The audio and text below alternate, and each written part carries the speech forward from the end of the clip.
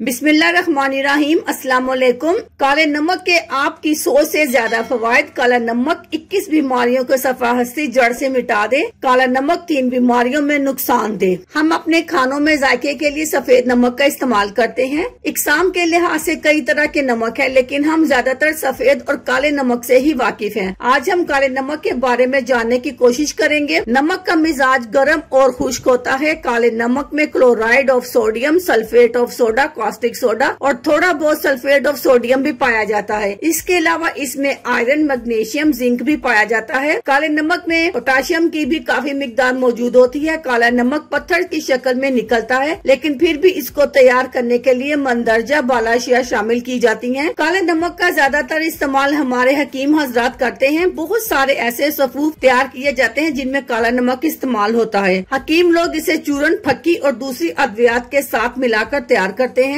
काला नमक मादनी नमक नहीं है, बल्कि इसे मसनूई तरीके से तैयार किया जाता है। जायके के लिहाज से ये दूसरे नमक से बेहतर है। मशरूबात या खानों पर इसका छिड़काव किया जाता है, जिससे मशरूबात और खानों के जायके में तब्दीली आ जाती है। काले नमक का इस्तेमाल 3 माशा से ज्यादा नहीं करना चाहिए। इसका रंग काला नहीं होता, बल्कि गुलाबी माइल खास्तरी होता है। नमक की कोई भी किस्म हो, इसका ज्यादा इस्तेमाल नुकसानदेह होता है, लेकिन अगर काले नमक का सफेद नमक के साथ मुवाजना किया जाए तो काले नमक के फवायद ज्यादा हैं। नंबर 1, काला नमक हाजमे को दुरुस्त रखता है। नंबर 2, बदहजमी, रिया और पेट के दर्द के लिए मुफीद चीज है। नंबर 3, काला नमक बवासीर के मरीजों के लिए भी फायदेमंद है। नंबर 4, काला नमक तेजाबियत को कम करने में मददगार है। नंबर 5, काला नमक असाबी निजाम को बेहतर बनाता है। नंबर 6, काला नमक पट्ठों के दर्द के लिए मुफीद है। नंबर 7, काले नमक के इस्तेमाल से अफारा नहीं होता। नंबर 8, काला नमक कब्ज को दूर करता है। नंबर 9, काला नमक डिप्रेशन के मरीजों के लिए मुफीद है। नंबर 10,